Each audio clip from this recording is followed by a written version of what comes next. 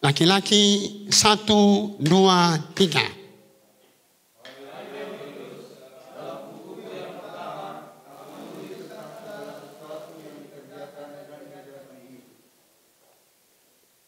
Perempuan.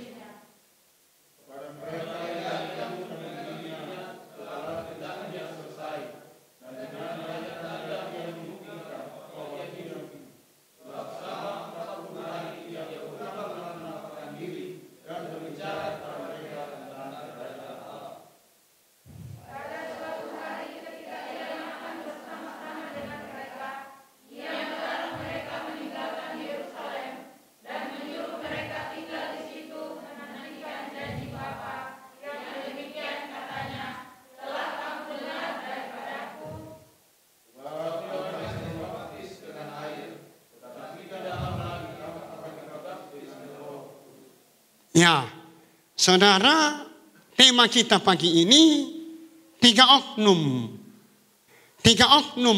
yang terangkat naik ke sorga.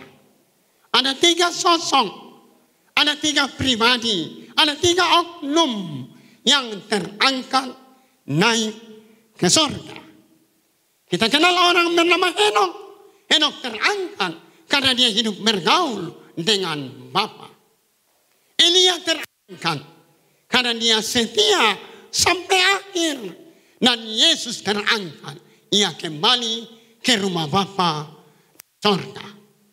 Dengarkan baik, hanya dalam Kristen Anda dijamin ketika sangkakala alam bunyi, Anda dan saya terangkat. Lalu ada ibu-ibu tanya, bagaimana saya 90 pendeta? Terangkat. Amin. Jangan juga kasih naik 100. Nanti malaikat geleng-geleng kepala. Ada yang tanya, pesawatnya jatuh di Papua, Pak. Mayatnya tidak ditemukan. Apakah dia terangkat? Terangkat.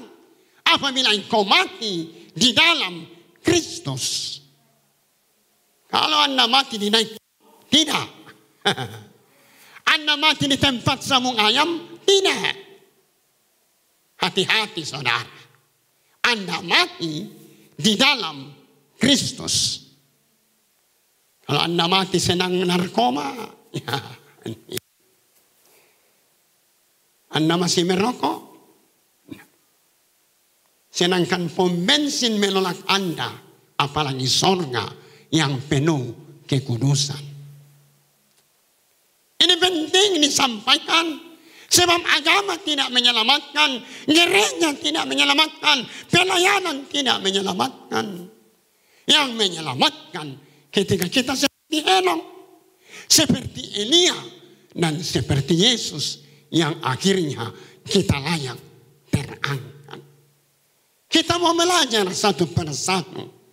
Apa yang mereka muat sehingga mereka terangkat naik ke sorga. Yang pertama,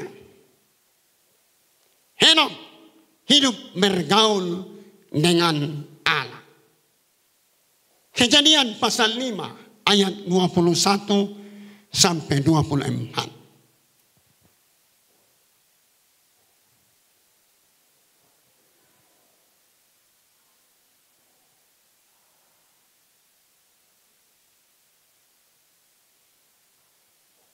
Minta Ibu Gembala baca.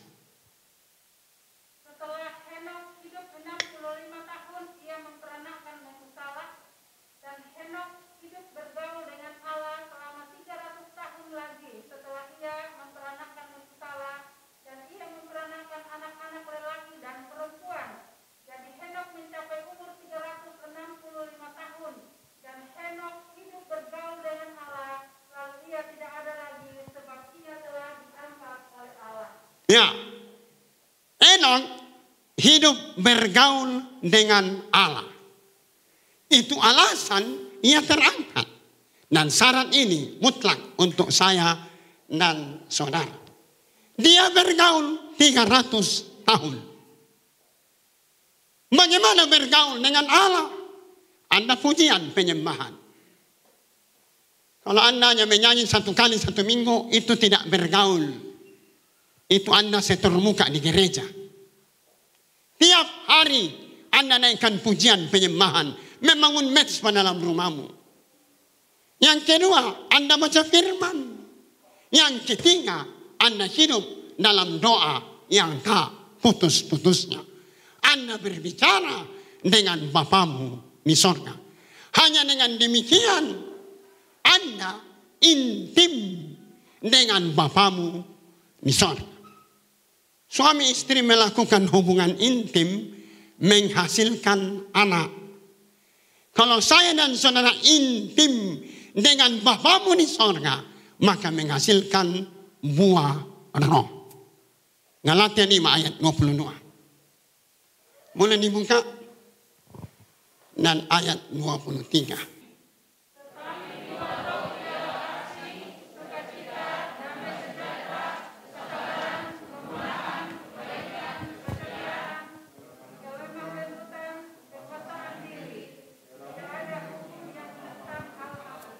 Itu 9 buah roh.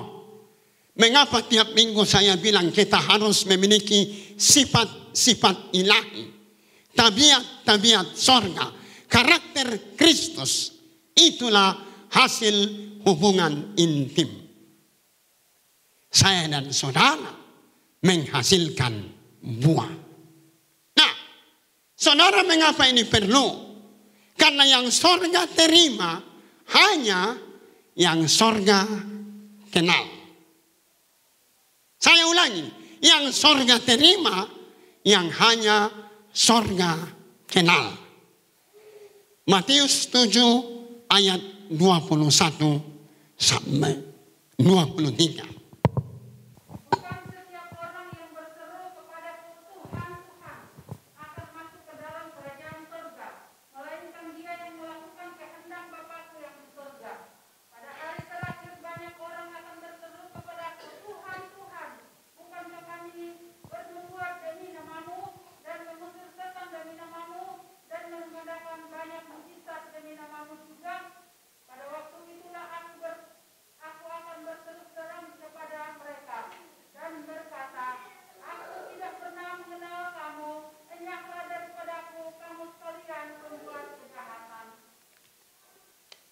Nah, saudara, kita lihat ayat 21. Bukan setiap orang yang berseru Tuhan, Tuhan yang masuk surga. Bukan. Ayat 22, bukan yang melayani Tuhan. Saya paduan suara Tuhan. Saya Tuhan kalau vokal grup menangis gitar. Bukan. Saya sumbang gereja Tuhan waktu beli B12. Bukan. Saya bahasa Tuhan. Bukan. Ini orang bernubuat. Ini orang kesemuan ilahi. Ini orang usir setan. Tapi bukan itu yang diterima. Ayat 23. Pada waktu itulah aku berterus terang kepada mereka dan berkata, aku tidak pernah mengenal kamu. Saya sudah ceritakan, saya bawa anak muda dari Samarinda ke Sangatta. Mainan gitarnya hebat, itu gitar menangis kalau dia petik.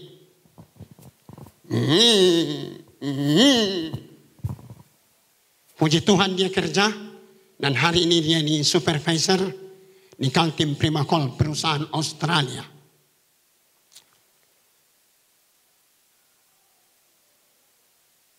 Yang saya mau cerita adalah ketika pemuda ini selesai vokal grup, saya naik khotbah, dia pulang ke rumahnya.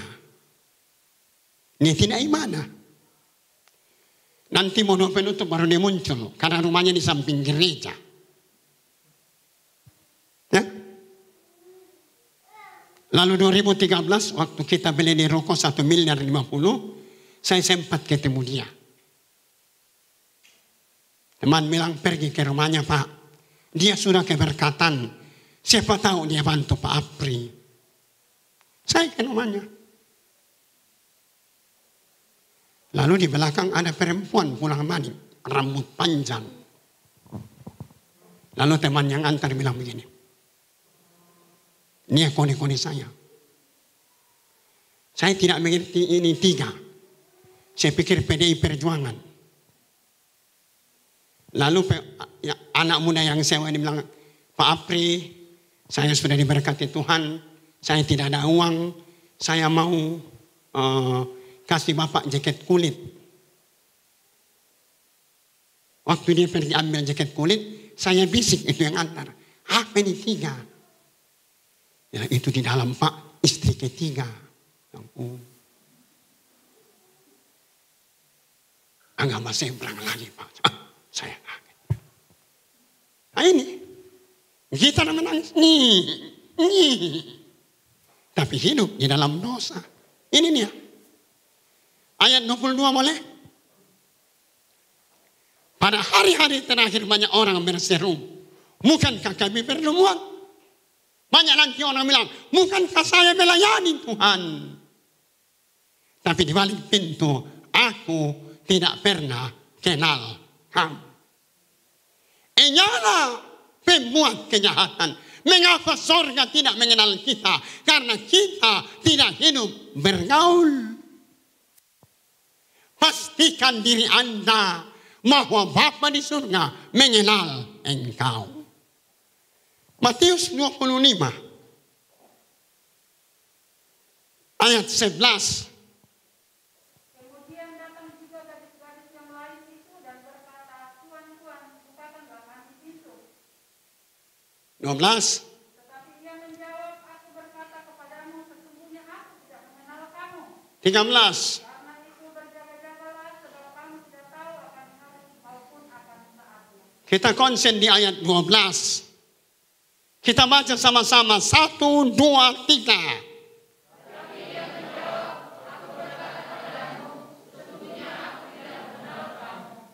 Nah, bukankah 5 gadis itu juga diundang jadi penjemput tamu?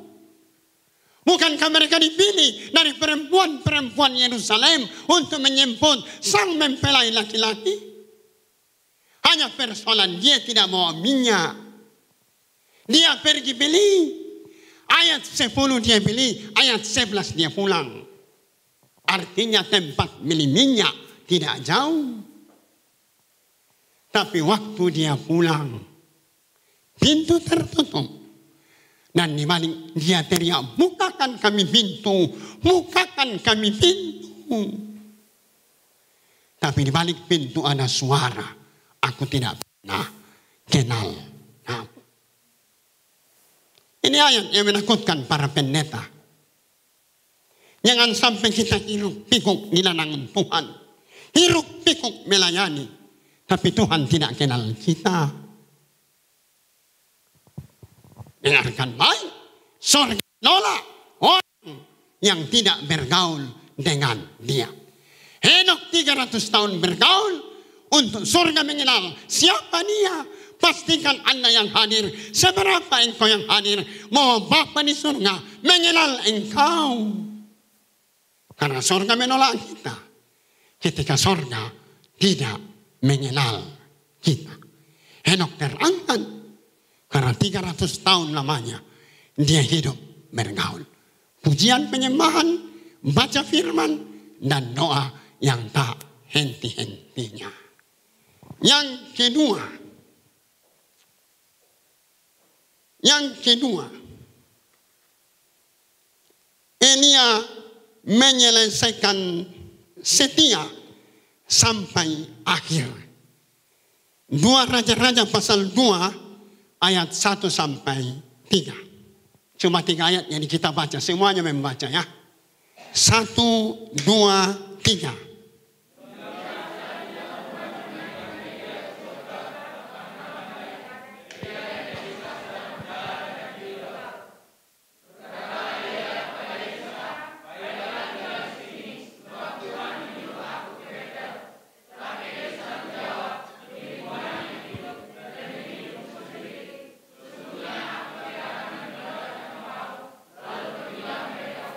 Ayat 3.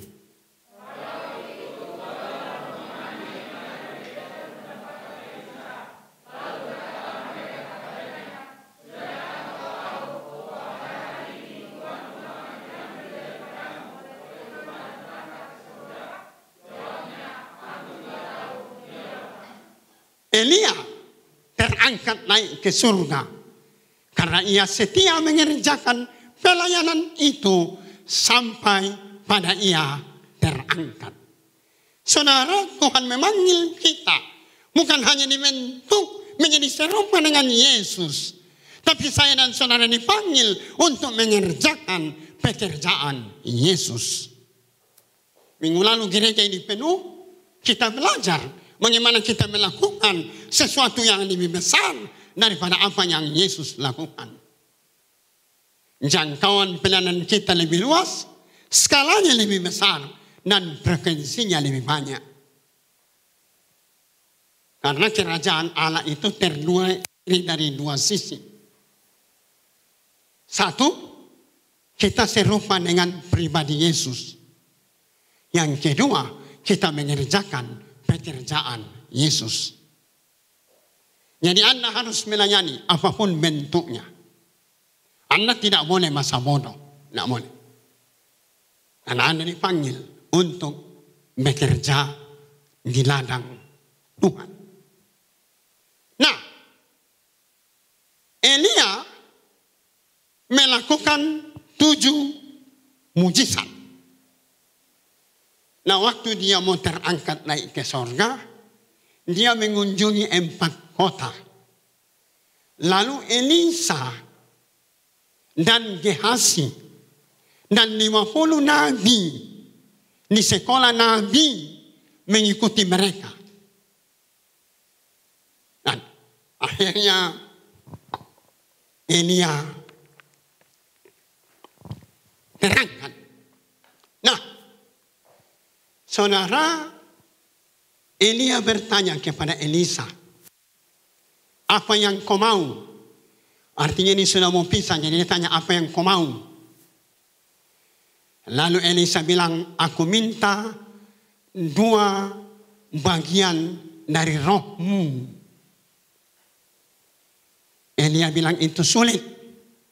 Tapi kalau kau nanti lihat saya terangkat, kau dapat.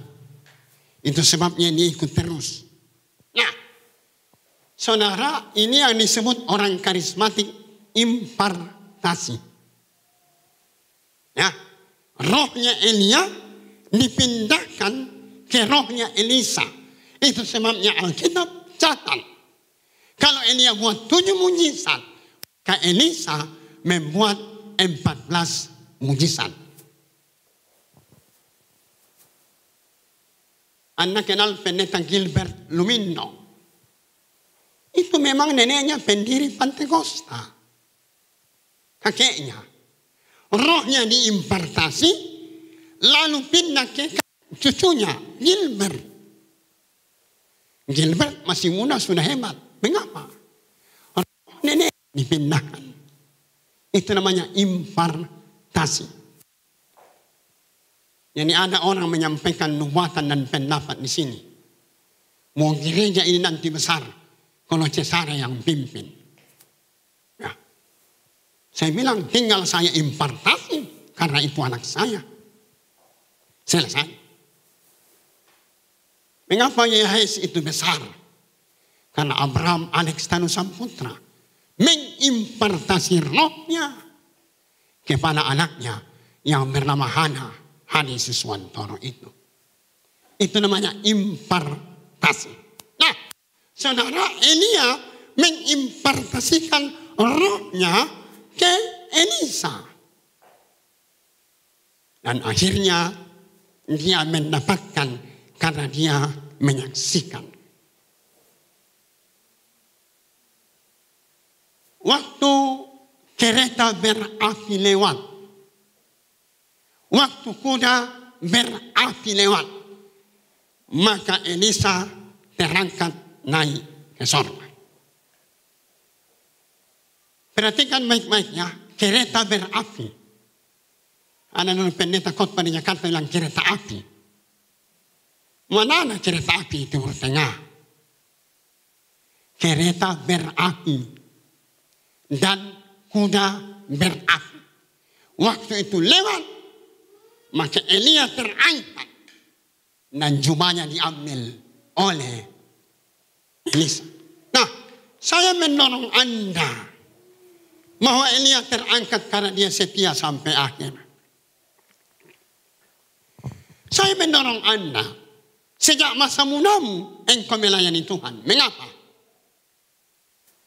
Karena kita nanti waktu sangkakala bunyi, saya dan saudara terangkat naik menuju perjamuan kawin anak domba. Kristus mempelai laki-laki, jemaat, gereja, saya dan saudara mempelai perempuan. Nanti Anda baca Alkitab. Nah, di pesta perjamuan kawin anak domba, kita mendapat 5 mahkota. Jadi semua dihitung jerine lamu di ladang Tuhan. Kalau saudara tidak melayani, saudara masuk di situ, orang dikasih mahkota, Anda gigit jari. Kenapa saya tidak dapat? Ya Anda tidak melayani. Saya masih ingat dulu waktu kecil, kalau kami pergi sekolah, kami tidak dikasih uang jajan. Karena mama saya itu bukan pelit ya, bukan kikir, tapi picik. Tidak boleh jajan-jajan, tidak boleh jajan-jajan. Jadi kalau keluar main, orang makan es tontong, kita gigit jari. Karena kita tidak punya uang. Akhirnya karena selalu begitu, anak teman saya, namanya Paulus Parisa, bilang noneng, kau tunggu di situ nah. Nanti kalau ada yang beli es tontong, ada roti saudara, baru ditaruh es, dia rampas punyanya orang. Baru dikasih potong. Dan ini saya potong. Karena keseringan begitu, kami dipanggil kepala sekolah. Kenapa pas es tontongnya orang? Yang ini Pak Paulus. Tapi kau juga ikut makan. Ya. Kami dikena hukuman. Saya telusuri ke belakang. Inilah akibat karena mama kami tidak kasih uang jajan. Ini kami ingin juga minum es tontong, akhirnya rampas punya orang. Sama nanti Anda masuk surga. Perjamuan kawin, Anda tidak pernah melayani, orang dapat mahkota, Anda inginnya. Itu dulu pendeta panggil kita melayani, tapi ya kita cuek saja.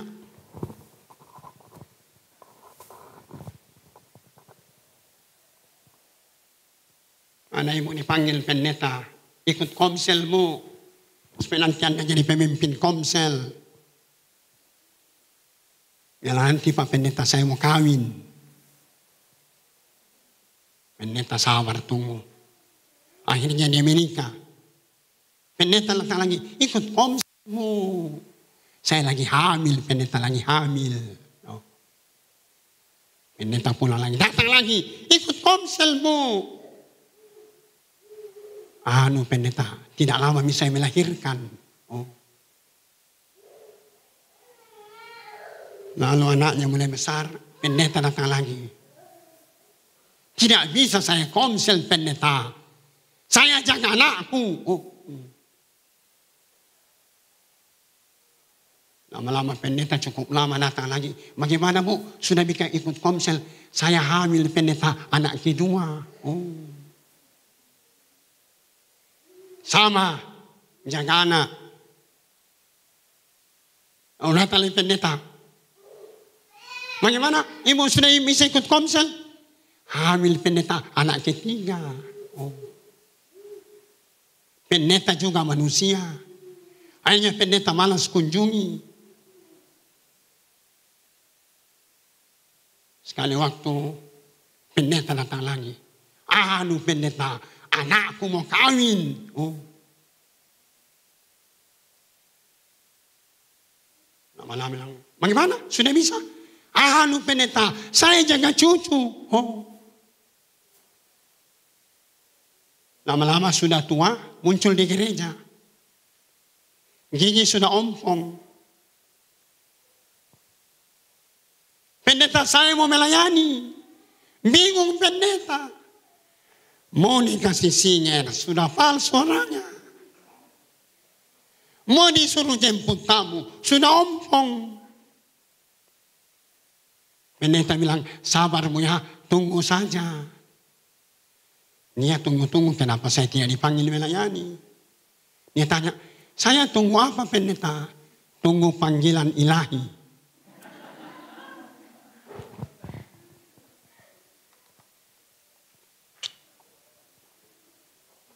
Saudara, ini penting. Yang kedua, Anda akan tiba dalam kerajaan 1000 tahun. Kerajaan 1000 tahun. Posisi dan kedudukan Anda ditentukan oleh jeri lela Anda melayani. Dan kalau Anda tidak melayani, Anda tetap memerintah. Tapi hanya sebagai RT. Masa di dunia kita rakyat biasa, tiba di kerajaan 1000 tahun jadi RT. Apa nak urus? Bikin KTP. Posisi dan kedudukan Anda ditentukan dengan jeri dan di dalam Tuhan.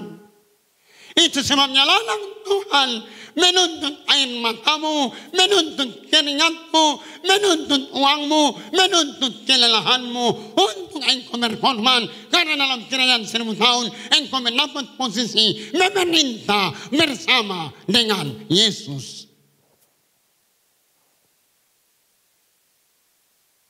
Elia terangkat naik ke sorga karena dia setia melayani sampai pada akhirnya. Yang ketiga, yang terakhir. Yang terakhir. Yesus kembali ke rumah Bapa di sorga. Lukas 24. Lalu Yesus membawa mereka keluar kota sampai dekat Betania. Di situ ia mengangkat tangannya dan memberkati mereka. Dan ketika ia sedang memberkati mereka, ia berpisah dari mereka dan terangkat ke surga. Ya, Yesus kembali ke rumah Bapa di sorga. Jadi Anda ingat 3 sosok ya. 1 Enok, 2 Elia, 3 Yesus. Nah, Yesus menyelesaikan pekerjaannya. Dan dia kembali ke rumah Bapa. Tapi dengarkan baik. Ini jaminan buat saya dan saudara. Bahwa ketika sangkakala Allah bunyi, saya dan saudara terangkat. Amin? Amin? Amin, saudara. Mari kita buka 1 Tesalonika 4 ayat 15 sampai 17. 1 Tesalonika 4 ayat 15 sampai 17. Kita semua baca. 1, 2, 3.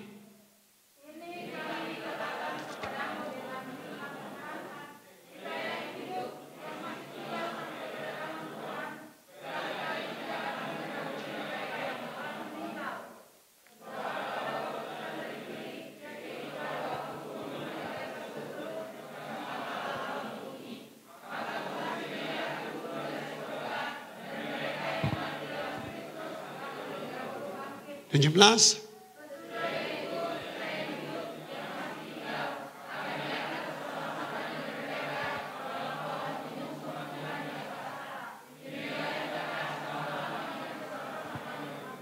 Ya, ayat 16 lihat. Ya, pada waktu tanda diberi, sangkakala bunyi. Amin. Malaikat yang tiup, maka turun sendiri akan turun dari sorga. Dan mereka yang mati dalam Kristus lebih dahulu bangkit. Amin. Jadi yang mati lebih dulu bangkit. Tapi dia tidak langsung naik. Dia tunggu kita yang hidup. Ya.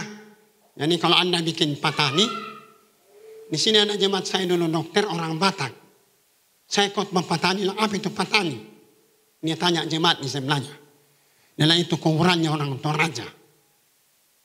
Nah, kalau Anda bikin patani, tolong ingat siapa yang pegang kuncinya.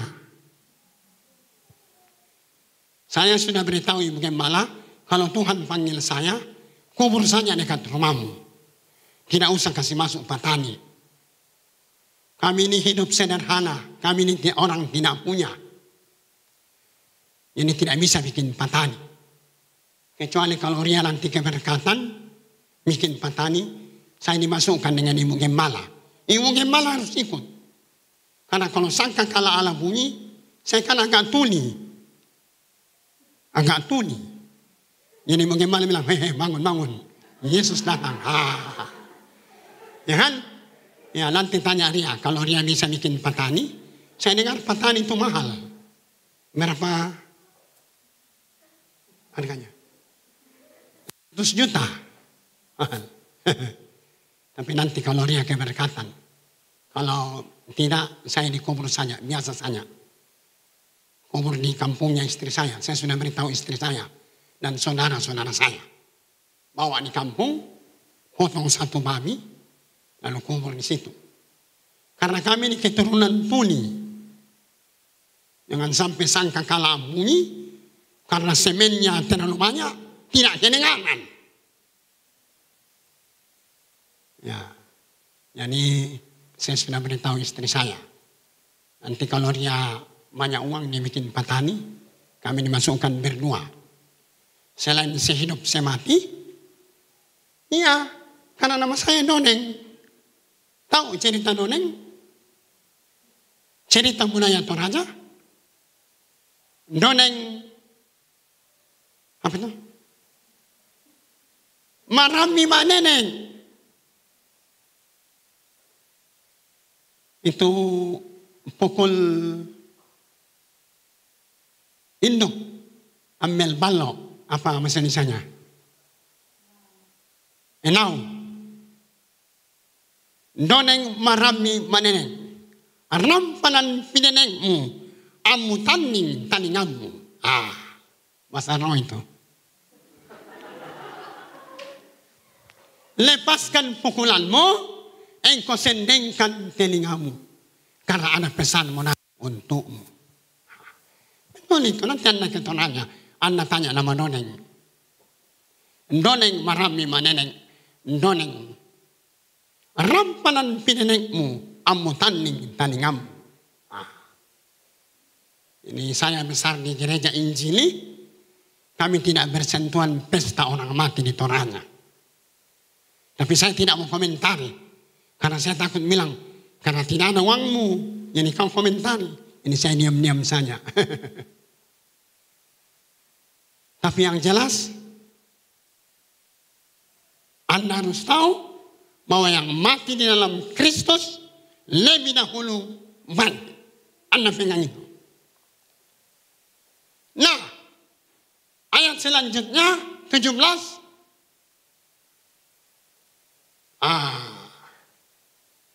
Sesudah itu kita yang hidup, yang masih tinggal akan diangkat bersama-sama dengan mereka dalam awan menyongsong Tuhan di angkasa.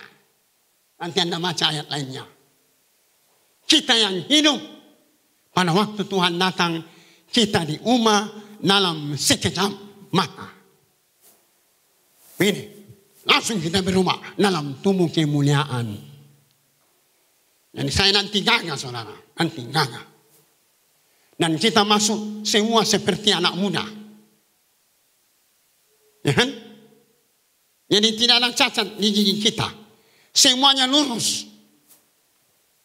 Karena kita tubuh kemuliaan. Waktu saya kecil, ada orang di bawah di rumah saya, namanya Roni. Dia kerja di rumah kami. Lalu giginya naik satu di sini. Gigi taringnya. Jadi kalau dia tidak mau ambilkan makanan kami ejek dia. Apa ini? Gigi babi, gigi babi. Mulai saya, bapaknya Rio, bapaknya Nais, sampai Rima. Marius tidak. Kami selalu ejek. Gigi babi, gigi babi. Karena giginya naik satu di sini, taringnya. Ketika kami ganti gigi, semua kami seperti itu. Gigi kami naik satu. Saya, bapaknya Rio, bapaknya Nais dan Rima. Naik giginya, Marius tidak. Tapi nanti kalau Tuhan datang, kita diubah dalam sekejap mata. Kita dalam tubuh kemuliaan. Amin. Semua kita gagah. Jadi kami bersaudara ini, kan ada sinetron namanya Ganteng-Ganteng Serigala kan? Ya kan? Kalau kami nanti Ganteng-Ganteng Babi. Ya. Kami diangkat saudara dalam tubuh kemuliaan. Boleh lihat ayat berapa? Boleh cari? Ayat 16 tadi.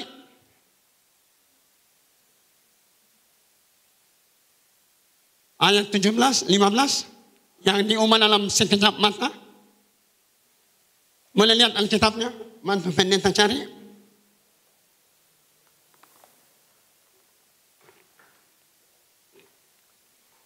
Kita diubah dalam sekejap mata.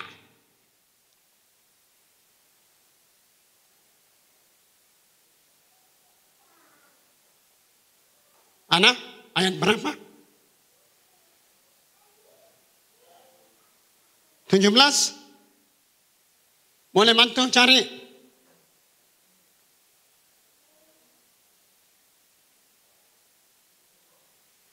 Delapan belas sana. Nah. Boleh cari di mana? Kita diubah dalam sekejap mata. Di mana? Coba bilang, dimunculkan. Ini. Oke. Tetapi kita semua akan diubah. 52. Ini. Ya, jadi begini. Satu kali saja begini, kita berubah. Ya, amin. Amin. Hanya Yesus yang memberi jaminan ini. Nah, saudara, Anda harus mati di dalam Kristus.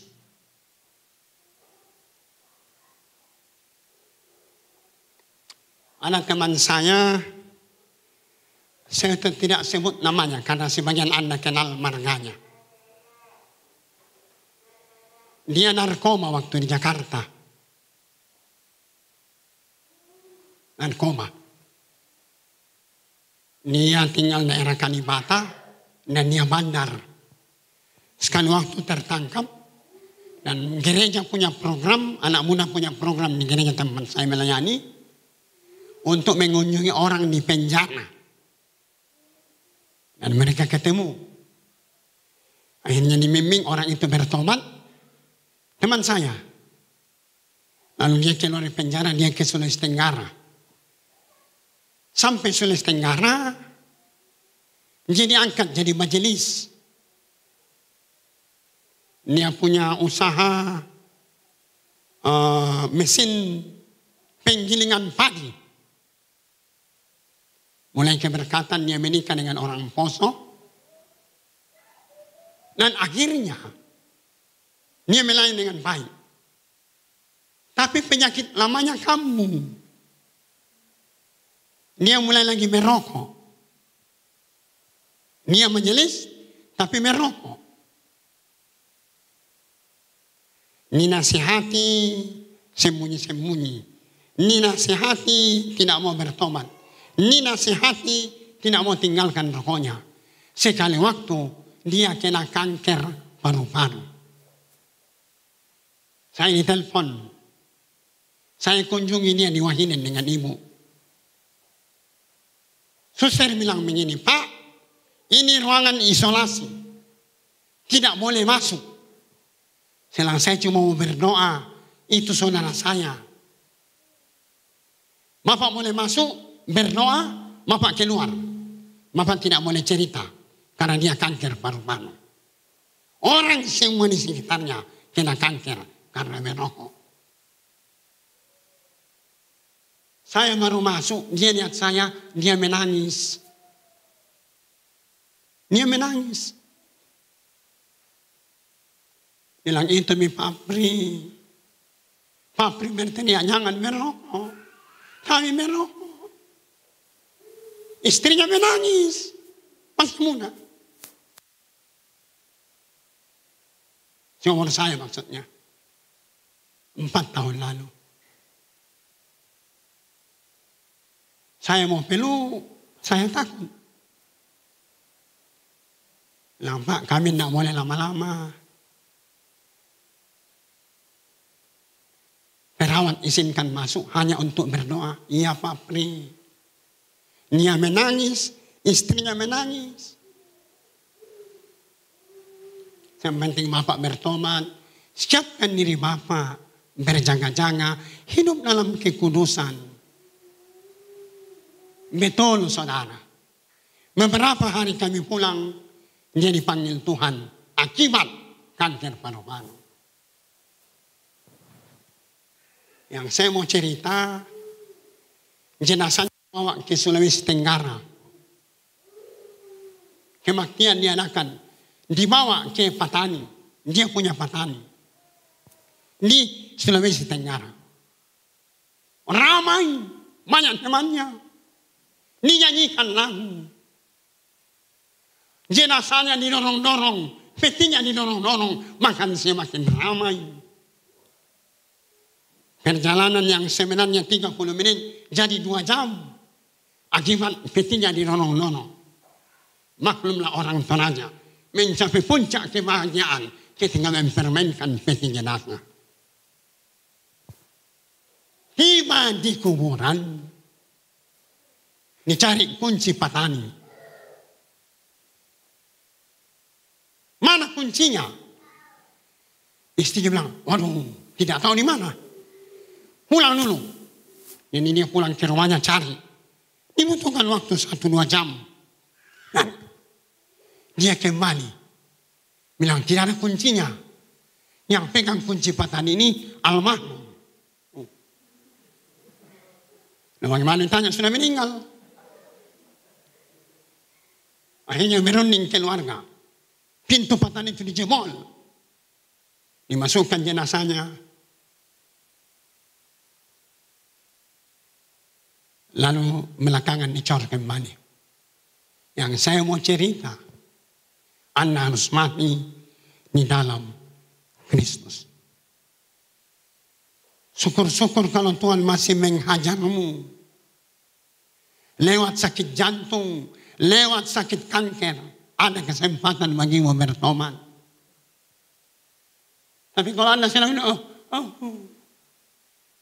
lalu surga bilang, hai anak-anak pulanglah.